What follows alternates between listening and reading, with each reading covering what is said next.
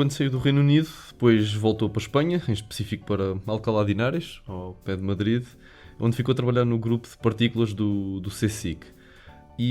Mas ficou a fazer cosmologia e ficou lá vários anos. Porquê é que foi para lá e foi estudar cosmologia para um sítio tradicionalmente de partículas? Ok, eu fui para lá por razões, entretanto, familiares, em parte.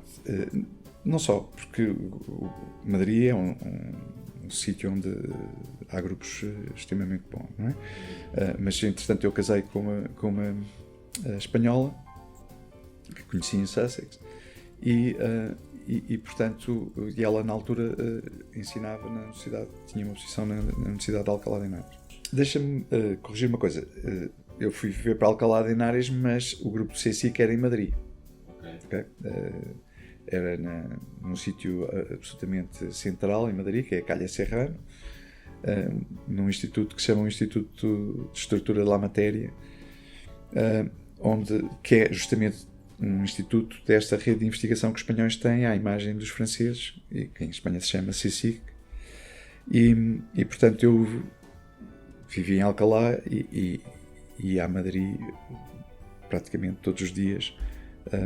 Portanto, tinha lá um gabinete, partilhava aliás com o que é hoje em dia um eminente físico de altas energias, que acho que era diretor do Instituto de Física Teórica da Autónoma, que é o Alberto Casas, e o grupo era o grupo do professor, que é o professor Mariano Queiroz, que é um distinto teórico de Física de Altas Energias, mas que tinha interesse também em trabalhos, tinha feito uns trabalhos de cosmologia e que tinha sido orientador de um colega e amigo meu, que é o Juan García Bellido. E portanto foi de alguma maneira através do conhecimento que eu tinha do Mariano Queiroz via Juan que eu acabei por ir para Madrid. E estive lá 3 anos intermitentemente neste sentido. Eu dava aulas num semestre cá, acumulava o serviço e depois passava o resto do ano lá em Madrid, nesse grupo. Tinha lá mais alguém a fazer cosmologia? Tinha estes colegas que faziam alguns trabalhos de cosmologia e depois havia em Madrid, na altura não havia muita gente a fazer cosmologia, ou melhor, havia pessoas como o Juan, mas nessa altura ele estava também como pós-doc noutro sítio, esteve em Stanford, depois esteve em Sussex, justamente, com o John Barrow também, mas havia, assim, na Complutense, não estou a ver agora, naquela altura não havia assim ninguém muito marcante. Posteriormente sim, apareceram pessoas. Portanto, a cosmologia naquela altura também é uma fase em que há uma transição importante, que é quando os físicos de partículas descobrem que a cosmologia proporciona o melhor laboratório para as altas energias. E portanto é de facto no princípio dos anos 80 que isso acontece. E, portanto, eu fiz o meu doutoramento no final dos anos 80, ainda estava a coisa fresca. Depois disso, quando voltou para Portugal, foi para aquilo que na altura era o Instituto de Física e Matemática, que hoje já não existe. Exatamente. Quando eu voltei Inglaterra, aliás, isto até antes de ir para Madrid, ou antes de ter estado aqueles 3 anos cá entre Lisboa e Madrid, eu integrei o Centro de Física Nuclear da Universidade de Lisboa, que era um grupo com uma tradição importante, era um dos grupos importantes de investigação do INIC, inicialmente. Nessa altura já não existia o INIC, existia uma coisa que se chamava GNICT, nós sempre fomos muito bons a trocar nomes, e portanto o INIC tinha-se transmutado numa coisa chamada GNICT, que depois por sua vez se transmutou numa coisa que se chama FCT. E portanto a GNICT de alguma maneira tutelava os antigos centros de investigação que tinham pertencido ao INIC. A faculdade tinha as pessoas em 3 centros do INIC, que era o Centro de Física Nuclear, o Centro de Física Atómica, que era um centro mais tradicional, e o Centro de Física Matéria Condensada, que era um centro que tinha, antes do final do INIC, que incluía também grande parte dos investigadores de altas energias que estão no Instituto Superior Técnico. Portanto, o Centro de Física de Matéria Condensada naquela altura era de facto uma unidade muito importante, quer na matéria condensada, quer nas altas energias. Mas eu voltei para o Centro de Física Nuclear e estive no Centro de Física Nuclear de 94 até 2002, acho eu. Foi quando se criou o Centro de Física Teórica e Computacional, e nessa altura, como eu fazia coisas mais teóricas, acabei por integrar essa nova unidade, que na altura também estava sediada no Instituto de Física Matemática. E como é que surgiu a ideia da criação deste centro e qual é que era o objetivo? O Centro de Física Teórica e Computacional? O Centro de Física Teórica e Computacional vinha justamente tentar preencher uma área que era, como o próprio nome me indica, onde há uma mescla de técnicas de física teórica e de física, digamos, computacional, não é? Que se estão a explorar em problemas de complexidade, problemas modernos, coisas que tinham a ver com gravitação e fenómenos não lineares. E, portanto, as pessoas que integraram esta nova unidade foram pessoas que tinham até um espectro relativamente variado, mas que tinham em comum serem mais teóricos e fazerem uma coisa mais próxima da física matemática. A professora Margarida Tela Gama, o professor Augusto Barroso, o professor Vladimir Kornotov, a professora Ana Nunes, era eu. Também houve um professor que, entretanto, foi para a Universidade do Minho, que era o professor Jorge Pacheco. E era uma unidade assim, na altura, com o sangue na guerra. E digamos que coincidiu também a criação dele também com a criação de um outro centro que se tinha, entretanto, criado, mas que é quase contemporâneo do CFTC, na realidade até ao contrário. O centro que eu agora me vou referir, que é o Centro de Astronomia e Astrofísica da Universidade de Lisboa, também resulta digamos, da saída de um grupo de pessoas do Centro de Física Nuclear para constituir um centro numa área que também era nova, que era da Astronomia e Astrofísica. E, portanto, naquela altura eles queriam fazer uma coisa mais observacional só, e, portanto, a cosmologia tinha ficado um pouco de fora, mas depois essa ideia acabou por ser atenuada e, por exemplo, no meu caso, eu em 2009 saí do Centro de Física Teórica e Computacional para integrar justamente o Centro de Astronomia e Astrofísica da Universidade de Lisboa, que depois se evoluiu para o Instituto de Astrofísica e Ciências do Espaço, que existe hoje em dia. Ao longo da sua carreira já deu, como já mencionou, imensas disciplinas. Um bocado a fazer o paralelo com as cadeiras que mais gostou e menos gostou de ter. Quais é que são as cadeiras que mais gostou e menos gostou de dar? Eu, de uma maneira geral, tenho gostado de dar quase todas as cadeiras, sobretudo as teóricas, teórico-práticas, na vertente teórico-prática, e menos as laboratoriais, na medida em que, obviamente, eu não sou um animal de laboratório, e apesar de ter gosto em dar e aprender com isso, não sinto que a minha prestação nas aulas de laboratório seja particularmente empolgante, com certeza, para os alunos, porque não é propriamente a área em que eu estou como peixe na água. No entanto, acho que é útil dar cadeiras de laboratório, porque isso faz parte também da nossa cultura geral. Mas as cadeiras que eu gostei mais de dar foram cadeiras como Física e Estatística. Dei por um breve período Métodos Matemáticos e Física 2, que gostei muito de dar, que era uma cadeira de equações às derivadas parciais e estudo Newville, e portanto era uma cadeira bastante engraçada. E gosto muito de dar relatividade e cosmologia. E a eletrodinâmica clássica também gostei bastante. que vai dar outra vez relatividade e cosmologia. Vou voltar a dar relatividade e cosmologia para o ano. Este ano, agora este próximo. Quer dizer, para o ano civil, sim, em 93. Em 2003, desculpa. Já estou. Já tem as aulas preparadas? Já deu o plano todo? Tenho as aulas preparadas, eu já dei a cadeira, portanto elas estão naturalmente preparadas. Agora vou tentar arranjar uns materiais mais modernos em algumas coisas. Ok.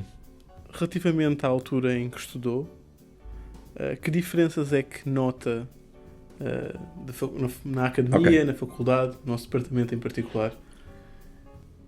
Quer dizer, em relação há uma coisa que eu gostaria de dizer, e que creio que também em conversas alguma vez já vos disse. Eu acho que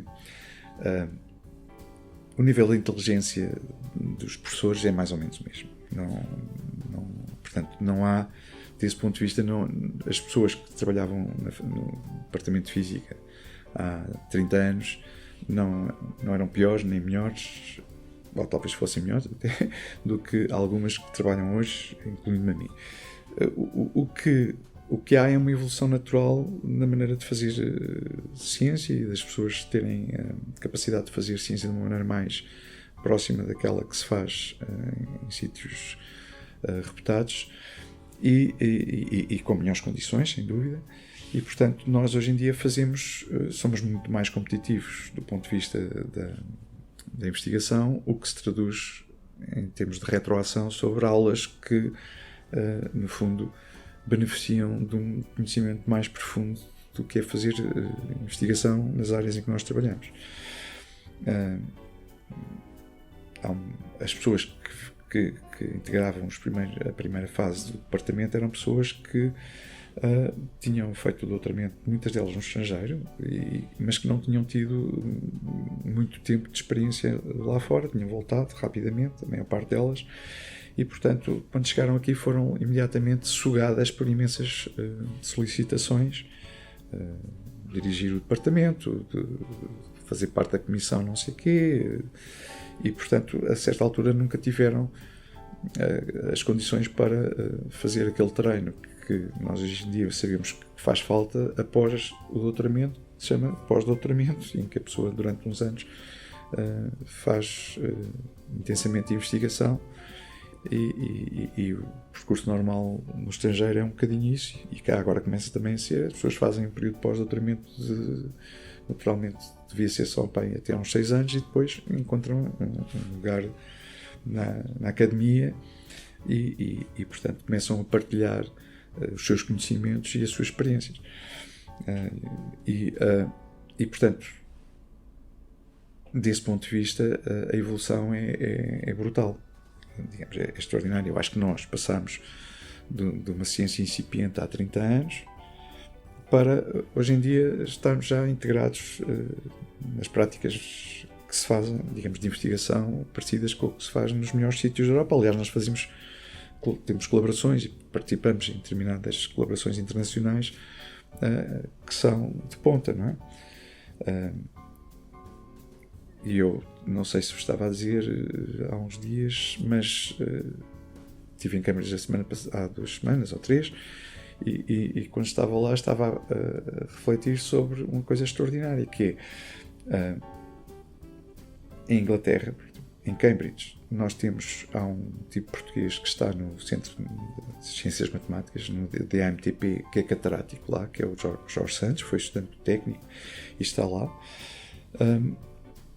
Em Oxford temos um catedrático português que é um instituto, digamos, no departamento de Astrofísica, que é o Pedro Gil Ferreira, que é um notável, e temos no Imperial College o João Magalhães, que foi estudante aqui na Faculdade de Ciências e que também é catedrático lá, e portanto isto significa uma evolução extraordinária num período de apenas 30 anos, que produziu alunos. Reparem, o João Magalhães estudou nos anos 80 aqui na faculdade, o Pedro Ferreira é um bocadinho mais novo e o Jorge Santos é um bocadinho mais novo ainda do que o Pedro Gil Ferreira, mas quer dizer, conseguem fazer carreiras e têm formação e qualidades, obviamente, pessoais, que os levam a ser professores catedráticos em sítios tão competitivos como Cambridge, Oxford e o Imperial College, que são dos sítios mais competitivos do mundo, não é? Quando nós vimos aqueles rankings das universidades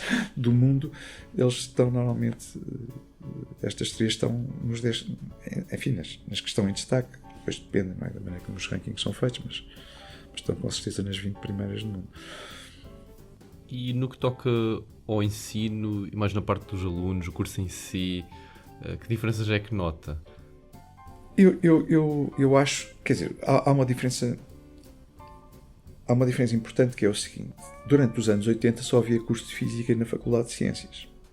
E, portanto, os alunos que vinham fazer Física eram alunos extraordinariamente motivados de uma maneira geral. Digamos, corresponderiam ao que hoje em dia são aqueles alunos que ficam com as médias mais altas e que entram, hoje em dia, preferencialmente no técnico, devo confessá-lo, mas também que entram aqui na faculdade hoje em dia com médias muito altas, já os quantos que felizmente continuam a escolher ciências. E, portanto, isso significava que havia uma enorme sintonia entre os alunos e os professores, e exemplos disso são justamente a geração do João Magalhães. Eu não tenho a certeza que o João Magalhães na altura tivesse uma enorme sintonia com os professores, mas sobretudo, digamos, era um prazer ensinar pessoas como o Magalhães, ou como o João Paulo Ferreira da Silva, que é um colega do Magalhães que está no técnico, ou como o Jorge Buesco, ou como o Ricardo Coutinho, que também está no técnico, ou como o Henrique Leitão, e portanto a Maria João Marchand, que é desse ano também, e o Carlos Pires, que está ali no departamento de EC. Ou seja, quando vocês pensam nessa geração, pensam em alunos muito motivados, e portanto havia nessa altura uma enorme, quer dizer, posso pensar em mais novos, não é? Depois já o José Afonso, enfim, há o Maneira, há vários nomes que colegas passaram aqui, e que hoje em dia são nossos colegas, são indivíduos com carreiras muito boas, com mais ou menos destaque, não importa. E hoje em dia nós temos alunos em número superior, temos o departamento hoje em dia acolhe cerca de 100 alunos ou 120 alunos novos todos os anos, para 3 licenciaturas diferentes, é verdade, mas alguns não são tão motivados. Mas mesmo assim, eu acho que nós continuamos a ter um núcleo de alunos que é muito bom, que é muito interessado e que torna a tarefa, digamos, o ensinar e dialogar com eles uma coisa muito agradável, não é? E estimulante, e que nos leva até nós próprios a melhorar claramente para poder corresponder às solicitações. Só por curiosidade, mencionou o professor Jorge Buesco, que ele começou por estudar Física, apesar de dar cadeiras de Matemática agora, e o professor foi professor dele. Eu fui professor na altura em que eu era assistente, não é? É curioso porque eu era assistente do professor Vassalo Pereira na cadeira de de Sistemas Dinâmicos, que é, na realidade, aquilo que é a área em que o Jorge Buesco acabou por se doutorar e seguir. Apesar de ter sido meu aluno. mas era engraçado porque era um ano, realmente eram tipos, todos eles muito, muito interessantes, muito motivados e muito bons. E portanto as aulas teórico-práticas eram um prazer dar a esse conjunto de alunos, tal como é um prazer dar a outros conjuntos de alunos que foram aparecendo sempre, não é? Fui professor também, vou pôr em destaque também um colega que é um tipo brilhante, que é o Alexandre Correia, que está em Coimbra. Não sei se sabem quem é. Eu lembro-me que, porque claro, nós também, com toda a franqueza, há cadeiras em que temos mais preparação do que outras, e portanto eu, quando voltei de Inglaterra, caí de paraquedas numa cadeira que tinha a ver com termodinâmica, que era uma cadeira termodinâmica dada pelo professor Corte Real, e portanto havia um conjunto de exercícios que tinham maior ou menor dificuldade, na minha parte deles não particularmente difíceis, mas havia alguns que tinham as suas subtilezas. E quando eu ia dar as aulas, havia sempre um aluno que punha sempre o dedo na ferida quando havia um desses problemas que tinham subtilezas sobre a maneira como se definia a entropia, ou como se definia o próprio sistema, e esse aluno era o Alexandre Correia, e isso era uma coisa também muito estimulante, no sentido das aulas serem muito interessantes. Mas acho que a pergunta era também a nível pelo menos o objetivo da pergunta, a nível da preparação com que os alunos saem hoje do curso. Porque alguns dos nossos convidados anteriores o que manifestaram é que sentiam que um aluno ao fim destes 3 anos de licenciatura não sai tão bem preparado como na altura em que eles estudaram. Bom, quer dizer, concorda? Vamos lá ver, isso é uma constatação mais ou menos óbvia. Quando eu digo óbvia é neste sentido. Não podemos comparar a formação de um curso de 5 anos com a formação de um curso de 3 anos, não é? Eu, se pensar na formação de um curso de 3 anos mais a formação correspondente ao que hoje em dia se chama um mestrado, que são os 2 anos posteriores, eu tenho dúvidas que a formação se calhar é menos generalista. Isso é verdade, porque quando a pessoa agora aqui faz o mestrado já faz uma seleção um bocadinho mais orientada para os seus interesses e para a área de investigação que selecionou. Mas a qualidade, digamos, da formação que é dada, eu acho que desse ponto de vista não é pior, pelo contrário. Quer dizer, eu não preciso ir muito longe, estou a olhar para dois distintos alunos que, quando terminam o mestrado, já têm publicações. E isso há 30 anos não acontecia. Partilha da preocupação da professora Ana Nunes da redução das cadeiras de matemática no curso de física? Isso eu partilho, mas quer dizer, o problema é evidente que num curso de 3 anos a necessidade de tocar em temas mais, enfim, tão variados quanto aqueles que nós tocávamos num curso de 5 anos acabou por ser conseguida através do pagamento do preço, que é a diminuição de alguma das cadeiras, do número de cadeiras de matemática e de alguma da formação nessa área. Por outro lado, é possível, digamos, comparando com os alunos que nós éramos nos anos 80, nós estamos perante alunos que, quando chegam à universidade, provavelmente têm uma formação matemática também mais fraca. Isto não porque, nem me estou a referir à qualidade do ensino secundário e à formação que dá em geral aos estudantes que o terminam. O que eu quero dizer com isto é que, como nos primeiros anos e nos anos em que nós fizemos o curso, as pessoas que vinham para a Física vinham muito motivadas para fazer Física, porque não havia mais nenhuma licenciatura em Física em Lisboa, e o número de alunos que entravam era da ordem dos 40 por ano, não é? Então, para toda Lisboa, estamos a falar. Isso significa que, de uma maneira geral, eram alunos que já vinham com uma preparação matemática mais sólida, por via do facto de estarem muito motivados para fazer física. No fundo, era um ambiente mais competitivo. Desse ponto de vista, sim. E, portanto, podia-se ensinar mais durante o curso, não é? Independentemente do número de anos, mas, claro, com 5 anos dava-se uma formação muito mais forte. Mas, quer dizer, não podemos comparar 5 anos de licenciatura com 3 anos de licenciatura como há hoje em dia. Não? Se comprimir 5 anos em 3, certamente não se consegue Exato. cobrir exatamente as como mesmas coisas. Como a Ana Nunes diz, os espanhóis não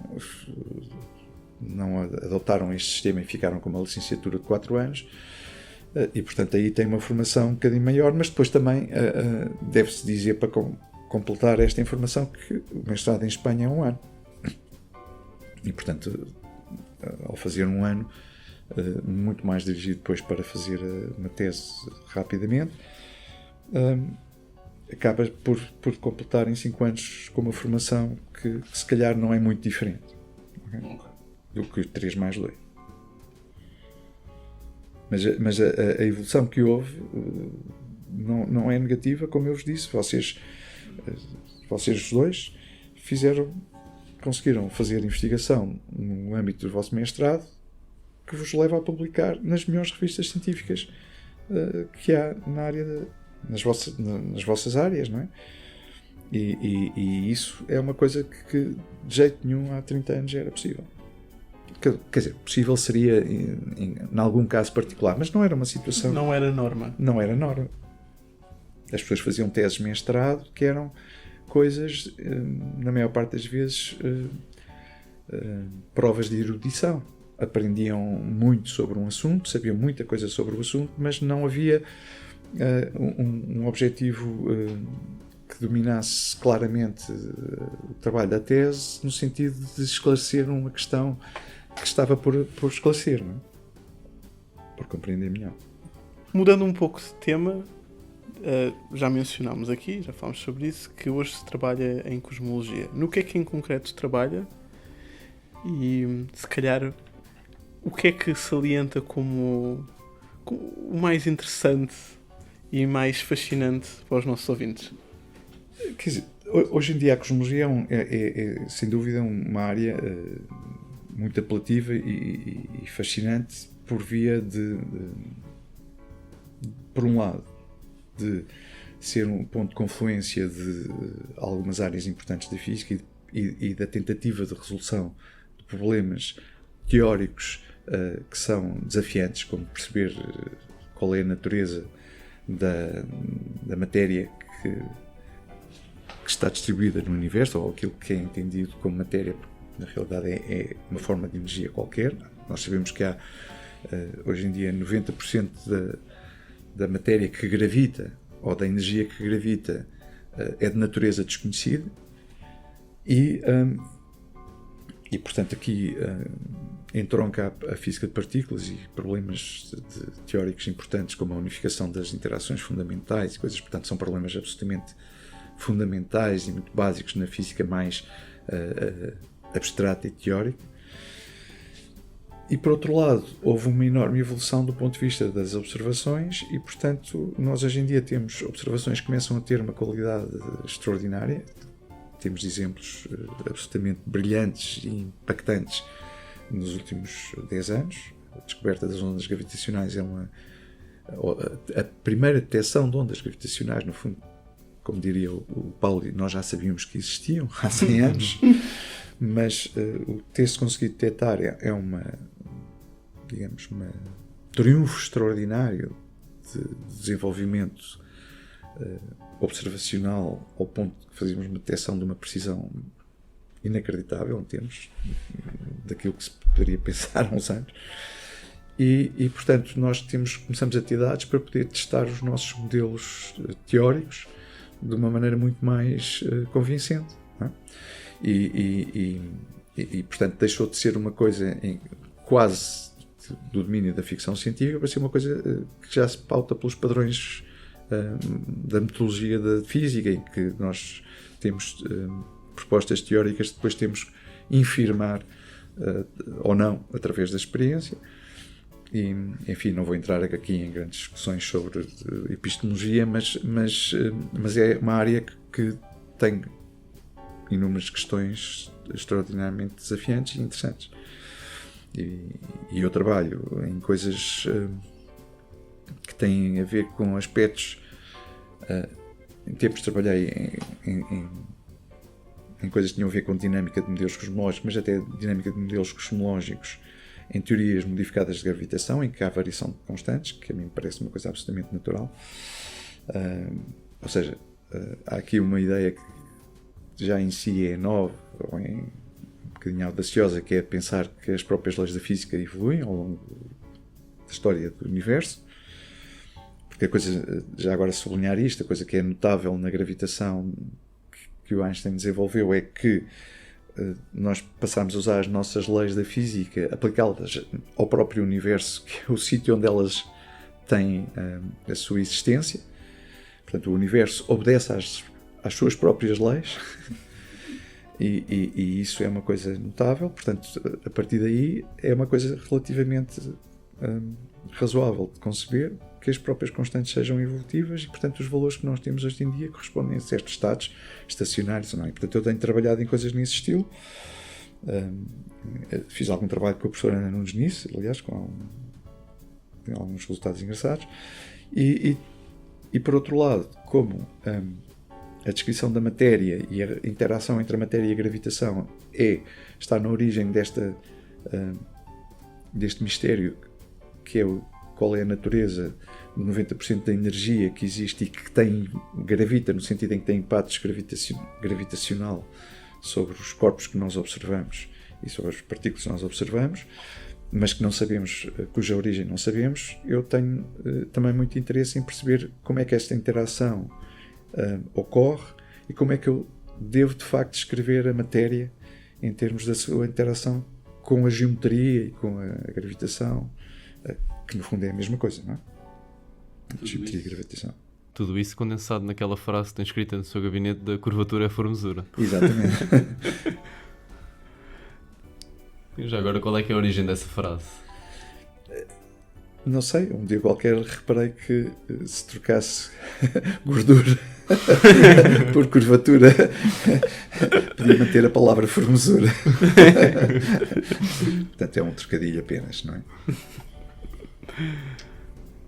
E nos seus tempos livres, agora com os poucos que tem, sendo professor e investigador aqui na faculdade, o que é que costuma fazer? Eu costumo fazer nos tempos livres é ouvir música. Gosto muito de ouvir música.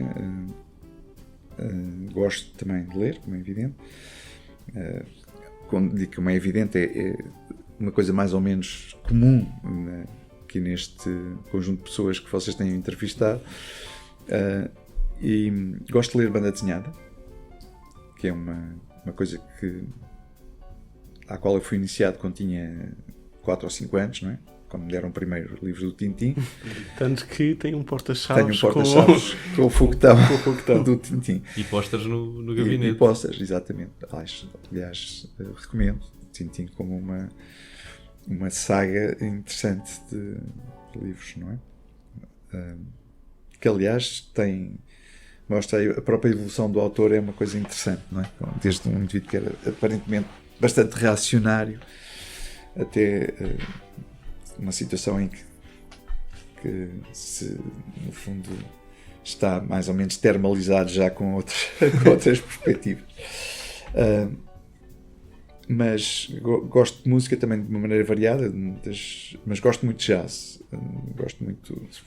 Gosto bastante de jazz e, portanto, hoje em dia os meus hobbies já não vão muito no sentido de fazer desporto ou assim, mas no passado fiz bastante. E até cheguei a considerar a hipótese de ser jogador de futebol como metade das crianças hoje em dia, não é? Mas não tenho assim mais nenhum hobby que agora me recordo assim, que seja mais invulgar, não é? Não sei se recorda, mas da última vez que falámos, pelo menos falámos em gravação, foi durante a pandemia. Lembro que na altura nos disse que tinha aprendido a fazer massa de pizza. É Portanto, verdade. não prosseguiu assim uma carreira paralela enquanto pizzaiolo, Não. não? Não, porque provavelmente o segundo princípio da termodinâmica teve alguma influência nisso. As minhas pizzas começaram assim cada vez pior. Havia aquela coisa chamada sorte de principiantes. E, portanto, as primeiras foram feitas com algum cuidado e saíam mais ou menos em condições. E depois, à medida que se faz sempre a mesma coisa, as pessoas começam-se a fartar. Não aperfeiçoou a arte, então? Não. Ok. É uma coisa que dá talvez demasiado trabalho para a minha preguiça. Já agora, falou no Tintin, aproveito para perguntar qual é que foi um excerto, uma determinada parte de um dos livros de Tintin que tenha apreciado mais. Quer dizer, eu gosto de um livro, talvez por ter sido um dos dois primeiros livros que me deram, que é Tintin no País do Ouro Negro, não é? Onde nós temos o nosso ex-libris português, que é o professor, o Sr. Oliveira da Figueira, a desempenhar o papel de tio do Tintin, não é? O Tintin faz passar por sobrinho do Oliveira da Figueira. E é um episódio que tem uma certa graça, mas é assim um bocadinho desgarrado dos principais temas. Os mais engraçados são talvez o Tesouro de Rackham Rouge e o Segredo do Unicórnio, não é? Que é um conjunto de 2 livros em seguida.